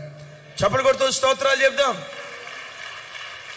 దైవజనుడు ప్రజల్లో ఒకడే గాని ప్రజల్లో ఒకడిగా ఉండడు, ఒక ప్రత్యేకమైన వాడిగా ఉంటాడు. ఓ తమ్ముడు మన మందిరానికి వస్తాడు. తమ్ముడా, ఎంతకాలం నుంచి మన మందిరానికి వస్తున్నావు? సంవత్సరం నుంచి వస్తున్నాను అన్నయ్య. హైదరాబాద్ వచ్చి ఎంతకాలం అవుతుంది? ఇదిగో 10 సంవత్సరాలు అవుతుంది అన్నయ్య. అంటే ఈ మధ్య రక్షణ పొందావా? లేదన్నయ్య. మరి హైదరాబాద్లో గతంలో ఎక్కడికి వెళ్ళావు? చర్చికి వెళ్ళావు? వెళ్ళాను అన్నయ్య. 7 సంవత్సరాలు పలానా చోటుకు వెళ్ళాను అన్నయ్య. మరి అక్కడికే వెళ్ళకూడదు తమ్ముడా, ఇక్కడికి ఎందుకు వస్తున్నావు అని అంటే, సంఘం మారకూడదు అనేది నాకుందన్నయ్య. బలవంతంగా మనస్సును చంపుకొని 7 సంవత్సరాలు అక్కడున్నా, మనస్సు చంపుకొని, అరే పద్దాకల సంఘాలు మారుతా ఉంటే అది ఎట్లా, అది ఒక ఇదిలాగా అయిపోతుంది కదా. ఏదేమైనా ఇక్కడే కట్టబడాలి. మనస్సు చంపుకొని 7 సంవత్సరాలు అక్కడున్నా. మనస్సు చంపుకునే అంత కార్యక్రమం ఏమొచ్చింది తమ్ముడా అని అన్నాను. ఆ తమ్ముడు దుఃఖముఖంతో కళ్ళెమ్మట నీళ్లు సుడులు తిరుగుతా ఏమన్నాడో తెలుసా? పవిత్రతను సంపాదించుకోవాలని మందిరాలకు వెళ్తే, ఆ మందిరాలకు వెళ్ళిన తర్వాత లేని అపవిత్రత మా మనసులో పడుతుందన్నా. అది పవిత్రత పంచే మందిరం అనే కంటే పాపాన్ని పుట్టించే మందిరంగా ఆ స్థలం కనపడుతుందన్నా. అందుకని మానేశాను. అరే మందిరం పాపాన్ని పుట్టించే స్థలం ఏంటి తమ్ముడా, ఎందుకంత పెద్ద మాట అంటున్నావు అన్నా? స్టేజ్ మీద యవ్వన ఆడబిడ్డలు పాటలు పాడతారన్నా, పాటలు పాడతారు. ఎలాంటి డ్రెస్ వేసుకుంటారో తెలుసా? స్కిన్ టైట్ టీషర్ట్లు, స్కిన్ టైట్ పల్చటి బట్టలు వేసుకుని ఆరాధన అని చెప్పి స్టేజ్ మీద నిలబడి డ్యాన్స్ చేస్తూ ఉంటే, మేము యవ్వన పిల్లలు ఉన్నా, యవ్వన పిల్లలు మాకేం తెలుసు? ఆ స్టేజ్ దగ్గర యవ్వన బిడ్డలు డ్యాన్స్ చేస్తూ ఉంటే, వారి శరీర సౌష్ఠవం కదులుతూ ఉంటే పవిత్రత కోసం మందిరానికి వెళ్తే ఆ యవ్వన బిడ్డలను చూసిన తర్వాత గుండెల్లో అపవిత్రపు మనసు, అపవిత్రపు ఆలోచన. యవ్వన ఆడబిడ్డలను నిలవబెట్టి స్టేజ్ మీద నిలవబెట్టి ఆ డాన్స్ కార్యక్రమాలు చేస్తా ఉంటే ఇది ఆరాధనో, మందిరానికి వెళ్ళేమో, క్లబ్కి వెళ్ళేమో, పబ్కి వెళ్ళేమో అర్థం కాక గందరగోళం అన్నా. సరే, ఆరాధన అంతా అయిపోయిన తర్వాత మందిరానికి వెళ్దామని ఆలస్యంగా వెళ్తున్నాం. వెళ్ళే పరంపరలో వాక్యం చెప్పే టయానికి మందిరానికి వెళ్తే మా పాస్టర్ గారు 90% మిడ్డీలు వేస్తుందన్న. మిడ్డీలు ఏంటి? బుడ్డీ కాదు, ఓ పెద్దగా చెప్పండి. మిడ్డీ. సరే, వేసుకుంటే వేసుకోండి. మిడ్డీ వేసుకొని స్టేజ్ మీద కూర్చుంటుంది అన్న. స్టేజ్ మీద ఆ కాళ్ళు కనపడతాయి అన్న. ఆ కాళ్ళ మధ్యలో చిన్న బట్ట ముక్క ఒకటి వేసుకుంటుంది అన్న. నేను పల్లెటూరులో పుట్టిన పెరిగినోడిని. సేవకురాలంటే అమ్మ అమ్మ అమ్మ, సేవకురాలంటే అమ్మ అమ్మ. సేవకురాలను చూసిన వెంటనే మా అమ్మ, మా ఆత్మీయ తల్లి, మా ఆత్మీయ తల్లి అనే భావన మాకుండేదన్న. కానీ ఇక్కడికి వచ్చిన తర్వాత ఆత్మీయ తల్లిగా పిలువబడుతున్న సేవకురాలని చూస్తే కాముకతో ఆలోచన. తమ్ముడు అట్లా ఎందుకు వస్తున్నాయి తమ్ముడా? స్టేజ్ మీద నేకెడ్గా నాన్న, స్టేజ్ మీద ఎలాంటి పరిస్థితిలో ఉందన్న. కొంతమంది మేము కంప్లైంట్ రాసాం, పాస్టర్ గారు మీ వస్త్రధారణ మార్చుకోకపోతే, మీ వేషధారణ మార్చుకోకపోతే మేము భరించలేకపోతున్నాం అని చెప్తే ఆమె పబ్లిక్గా స్టేజ్ మీద ఏమి నిలవబడిందో తెలుసా? నా జీవితం, మీరు ఆమె చుట్టాలేం కాదు కదా, నా జీవితం నా ఇష్టం, నా బట్టలు నా ఇష్టం. సేవకుడు నా ఇష్టం అనకూడదు. నా జీవితం అంతటి మీద సర్వ హక్కులు నా దేవునివే, నా ప్రవర్తన అంతటి మీద దేవుని అధికారానికి అప్పగించుకుంటున్నాను, తను తాను అప్పగించుకునేటువంటి వాడై ఉండాలి. అలాంటి సేవకులే వాళ్ళు దుష్టత్వం నుంచి మళ్లించబడి నీతిగా బ్రతికే వాళ్ళైతే, అలాంటి సేవకుడు ప్రజలను దుష్టత్వం నుండి మళ్లించి దేవుని తట్టు త్రిప్పుతాడు. అలాంటి పిల్లలు దుష్టత్వం నుంచి విడిపించబడిన ప్రజలను దేవుడు ఆశీర్వదించడం మొదలు పెడతాడు. చప్పలు కొడుతూ దేవునికి స్తోత్రాలు చెప్దాం. ప్రవక్త, యాజకుడు, రాజు, ప్రజలు అందరూ కలిసి ఇజ్రాయేలు దేశం అనే దీపవృక్షాన్ని వెలిగించటం ప్రారంభించారు. బిడ్డలారా, నేను నమ్ముతా లోకంలో ఏదైనా సింగిల్ హ్యాండ్గా జరిగించవచ్చు, ఏమో నాకు తెలియదు. కొన్ని కుటుంబాలు చూడండి, భర్త దారి తప్పినా భార్య జ్ఞానాన్ని బట్టి కుటుంబాలు కట్టబడిన కుటుంబాలు కొన్ని ఉన్నాయి. ఒకవేళ భార్య దారి తప్పినా భర్త జ్ఞానంగా అడుగులు వేసి కుటుంబాలు కట్టుకున్న వాళ్ళు ఉన్నారు. కంపెనీలో వర్కర్ సహకరించకపోయినా ఒక ఎండి జ్ఞానంగా అడుగులు వేసి వ్యవస్థలో నిలవబెట్టిన వాళ్ళు ఉన్నారు. లోకంలో ఏదైనా సింగిల్ హ్యాండెడ్గా నడిపించవచ్చేమో, కానీ జీవం కలిగిన దేవుని సంఘం ఒక్కడి చేతులతో నడిపించేది కాదు. జట్టుగా కలిసి కట్టుగా ఏ సంఘం పనిచేస్తుందో ఆ సంఘం ఆ తరానికి ఒక ధృవతారగా దేవుడు మారుస్తాడు. Praise the lord. సంఘం ఎప్పుడు జట్టుగా పనిచేయాలి. ఆమెన్. పెద్దగా చెప్పండి రా తల్లి. మనం అందరం ఎలా పనిచేయాలరమ్మా? కొంచెం గట్టిగా. ఎట్లా అమ్మ? మా జట్టులో కలుస్తావా తల్లి? కలుస్తారా? జట్టులో కలుస్తారా? జుట్లు పట్టుకునే చోట కలుస్తారా? కొన్ని చర్చిలో జుట్లు పట్టుకుంటున్నారు. చర్చి గేడు దగ్గర జుట్లు పట్టుకుంటారు. జుట్లు పట్టుకొని కొట్లాడుకొని దేవుని నామానికి అవమానకరంగా బ్రతుకుతున్నారు.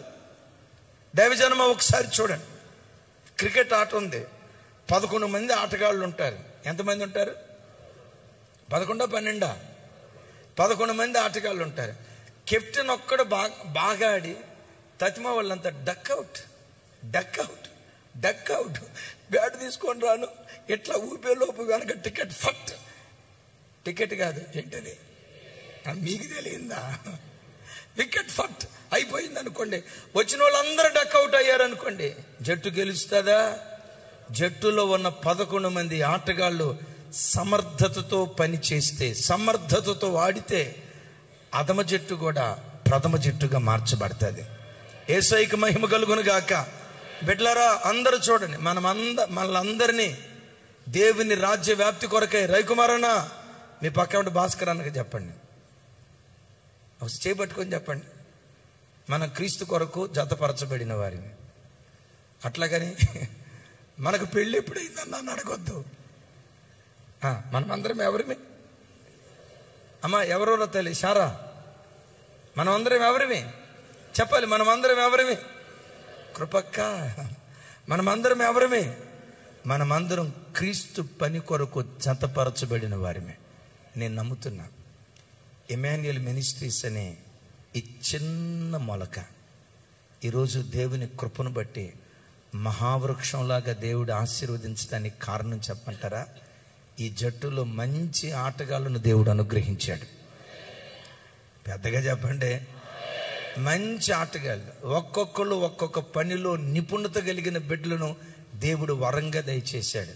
నేను చెప్పగలుగుతాను, సేవకులుగా మేము కష్టపడి పనిచేసిన దానికంటే మందిరంలో ఉన్న కొంతమంది యవ్వన బిడ్డలు, కొంతమంది కాదు, కొంతమందికి డ్యూటీ వలన అవకాశం లేకగానే 100% దేవుని పరిచర్య అంటే ప్రాణం పెట్టేవాళ్ళం. ఈ పరిచర్యకు ఈ జట్టులో చక్కటి ఆటగాళ్ళను దేవుడు ఉంచాడు. యేసయ్యకి మహిమ కలుగును గాక. చక్కగా ప్రార్థించే తల్లులను దేవుడు ఉంచాడు. యేసయ్యకి మహిమ కలుగును గాక. 2 భార్యాభర్తలు రెగ్యులర్గా వచ్చి అంటారు, అన్నయ్య మాకు మందిరంలో ఏ పని ఉన్నా మాకు చెప్పండి అన్నయ్య, మేము ఖాళీగా ఉంటాం అన్నయ్య, ఏదో ఒక పనికి మమ్మల్ని వాడుకోండి అన్నయ్య. ఆల్రెడీ వాడుకుంటాం. ఆయన అంటాడు, అన్న వారానికి ఒక రోజు కాదు, 365 days 24/7 మినిస్ట్రీలో పరిచర్య చేయటానికి నేను నా కుటుంబం ఎప్పుడూ సిద్ధంగానే ఉంటాం. ఎంత కూడా కనపడాలని అనుకోరు. ఏనాడు వాళ్ళ పేరు చెప్పిన జ్ఞాపకం నాకు లేదు. యేసయ్యకి మహిమ కలుగును గాక. చెప్పండి, మనం అందరం ఎలా పని చేయాలి?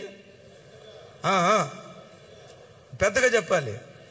మనం దేని కొరకు జతపరచబడిన వారిమి? చీకటితో కుట్టుమిట్టాడుతున్న క్రైస్తవ సంఘానికి ఇమాన్యుయల్ మినిస్ట్రీస్ ని ఒక దిక్సూచిగా దేవుడు నిలవబెట్టబోతూ ఉన్నాడు. ఇంకా కొన్ని పరిచర్యలను దేవుడు లేవనెత్తబోతున్నాడు. ఆ పరిచర్యల ద్వారా చీకటితో నిండుకున్న ఈ దేశానికి ఒక దివ్యమైన వెలుగు దేవుడు పంచునుగాక. అలా పంచాలంటే చెప్పండి, మనం అందరం ఏం చేయాలి అన్నాడు? పని మొదలు పెట్టండి. దేవుని మందిర పని మొదలు పెట్టండి. చేయి కలుపుకోండి. ఒకరినొకరు పులికొల్పుకోండి. ఒకరినొకరు ప్రోత్సహించుకోండి. ఈ పని చాలా గొప్పది. అయ్యో మనం చేయలేం. సొలొమోను ఎక్కడా, మేమెక్కడా? సొలొమోను కట్టిన దేవాలయం ఎక్కడా, మేం కట్టే దేవాలయం ఎక్కడా? పొరపాటున భయపడకండి. సొలొమోను లేకపోయినా సొలొమోను చేత మందిరం కట్టించిన పరిశుద్ధాత్మ దేవుడు ఇప్పుడు మీ మధ్యలో ఉన్నాడు. సొలొమోను గొప్పోడా? సొలొమోను చేత మందిరం కట్టించిన పరిశుద్ధాత్మ దేవుడు గొప్పోడా? పెద్దగా చెప్పాలి సార్. సొలొమోను గొప్పోడా? సొలొమోను చేత మందిరం కట్టించిన పరిశుద్ధాత్మ దేవుడు గొప్పోడా? ఇక్కడ అంటాడు, ధైర్యము తెచ్చుకొనుడి, బలపడండి, దేవుని ఆత్మ మీ మధ్యలో ఉన్నది గనుక ధైర్యం తెచ్చుకోండి. అడుగుతున్నాడు అయ్యా, ఇదిగో ఇప్పుడు కట్టబడుతున్న మందిరాన్ని చూశారు కదా, కట్టబడుతున్న మందిరపు మహిమను చూశారు కదా. చూసామయ్యా. ఒకప్పుడున్న మందిరం, పడగొట్టబడిన మందిరపు మహిమను చూశారా? చూసామయ్యా. అప్పటి మందిరపు మహిమకు ఇప్పటి మందిరపు మహిమకు ఏం తేడా ఉందయ్యా అని అంటే వాళ్ళందరూ దుఃఖంతో ఏమన్నారో తెలుసా? అయ్యా, ఆ రోజుల్లో ఉన్న మందిరపు మహిమ అయ్యో వర్ణించలేమయ్యా. అసలు ఆ రోజుల్లో ఉన్న మందిరపు మహిమను ఈ కాలపు మందిరపు మహిమతో ఎలా పోల్చగలమయ్యా? ఇప్పుడున్న మహిమ కంటే అప్పటి మహిమ రెట్టింపైనది అని కొంచెం కృంగిన మనసుతో మాట్లాడుతూ ఉంటే అక్కడ జెరుబ్బాబెలు వీళ్ళ ద్వారా దేవుడు అంటాడు, ఇశ్రాయేలీలారా భయపడకండి. సొలొమోను ద్వారా పరిశుద్ధాత్మ దేవుడు ఏ మందిరాన్ని కట్టించాడో మీ ద్వారా ఆ మందిరాన్ని కట్టిస్తాడు. అయితే అప్పటి మహిమ కంటే ఇప్పటి మహిమ మించినదిగా ఉండబోతుంది. అలాంటి మందిరాన్ని మీరు కట్టబోతున్నారు, అలాంటి పరిచర్యను మీరు చేయబోతున్నారు. ధైర్యం తెచ్చుకొని పని పూనుకోనండి. ఈలోపు ఎవరో అన్నారు, అయ్యా సొలొమోను జ్ఞానం ఎక్కడా? ఆ ఖాళీ పూర్తి చేయండి.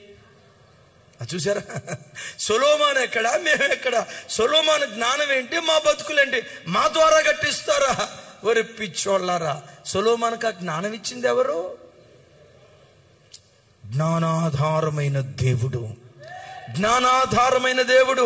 ఆ పరిశుద్ధాత్ముడు మీ మధ్యలో ఉన్నాడు, తప్పకుండా మీ ద్వారా కట్టిస్తాడు అని పురికొల్పితే మందిరం కట్టడం ప్రారంభించారు.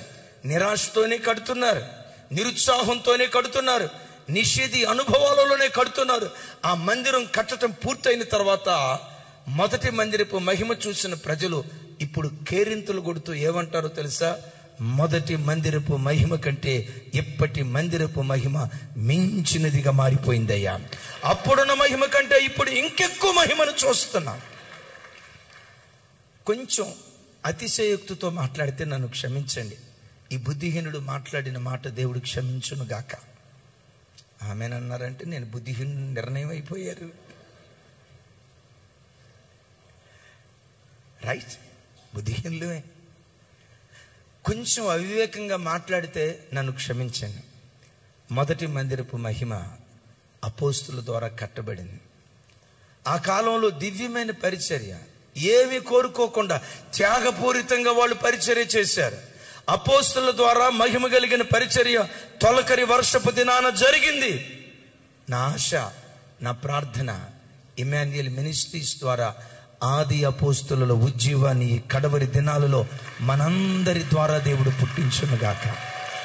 ఈ తరపు ప్రజలు ఆ తరపు సేవను కన్నులారా చూచుదురుగాక. ఆ తరంలో అపోస్తులు ఎలా సేవ చేశారో, ఎలా ప్రభు కొరకు బ్రతికారో, ఎలా తమను తాము ప్రతిష్ఠించుకున్నారో, ఎలా వైరాగ్యంగా బ్రతికారో, నా ప్రార్థన, నా ఆశ ఆ మొదటి మందిరపు పరిచర్య ప్రభావము కంటే, మహిమ కంటే ఈ కడవరి దినాల్లో మన ద్వారా మించిన మహిమ కలిగిన పరిచర్య మన ద్వారా దేవుడు జరిగించునుగాక. అవి నీ కళ్ళు చూచునుగాక, అవి నీ చెవులు వినుగాక. హృదయానందంతో కేరింతలు కొడుతూ ప్రభుని స్తుతించుదుం గాక.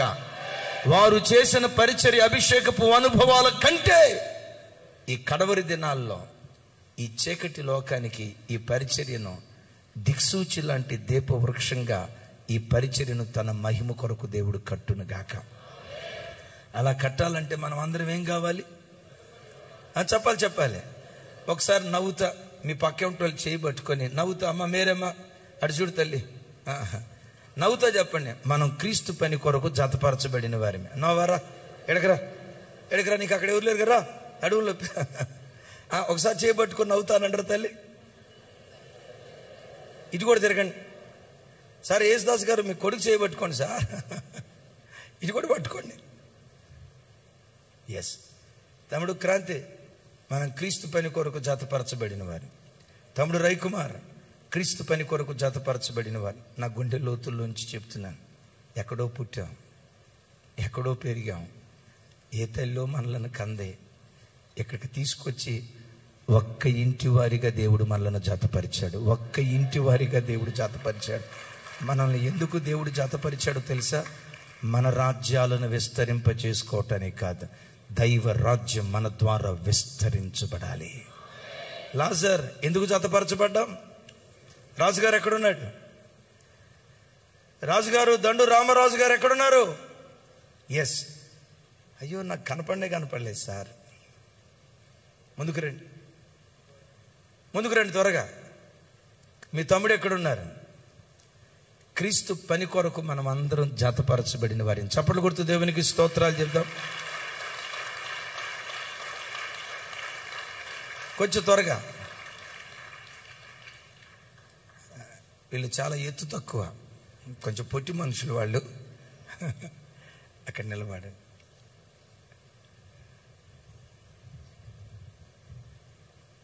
అక్కడ తిరిగి వందనాలు చెప్పండి. నాకంటే చాలా హైట్ తక్కువ కదా.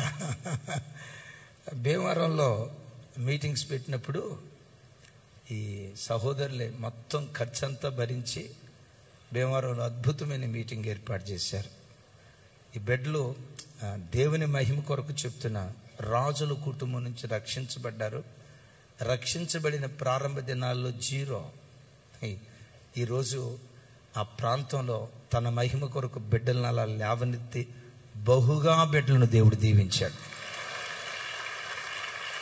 ఒకరోజు కృంగిని స్థితిలో, ఈ సహోదరులు కృంగిని స్థితిలో ఏడుస్తూ ఉంటే, ఏడుస్తున్న క్షణాన మన ఎర్లీ మార్నింగ్ మెసేజ్, సరే ఈరోజు ఏ వాక్యం చెప్తారో అని అట్లా ఆన్ చేస్తే, బిడ్డ ఏ సమస్యతో బాధపడుతున్నాడో, ఏ వేదన గుండెలను పట్టి పీడిస్తుందో దాని గురించి దేవుడు మాట్లాడితే, ఆ ప్రార్థన గదిలోనే మోకరించి దేవుని సన్నిధిలో గంతులేయటం ప్రారంభించాడు.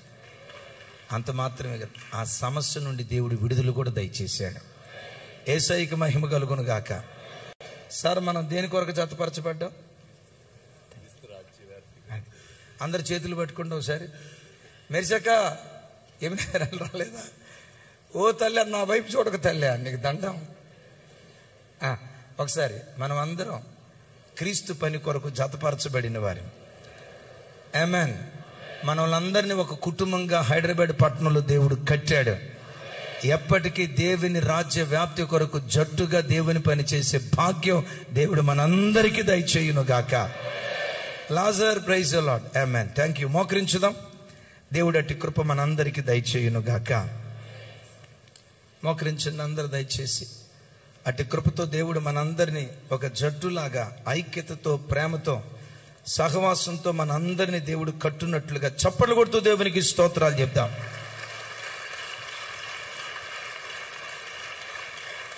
బలలో పాలు పంపులు పొందే బిడ్డలు దయతో లేచి నిలబడండి. శుద్ధీకరించుకొని హృదయ సిద్ధపాటు కలిగి దైవ సన్నిధికి వచ్చిన బిడ్డలు దయతో లేచి నిలబడండి. Yes, thank you lord. Hallelujah.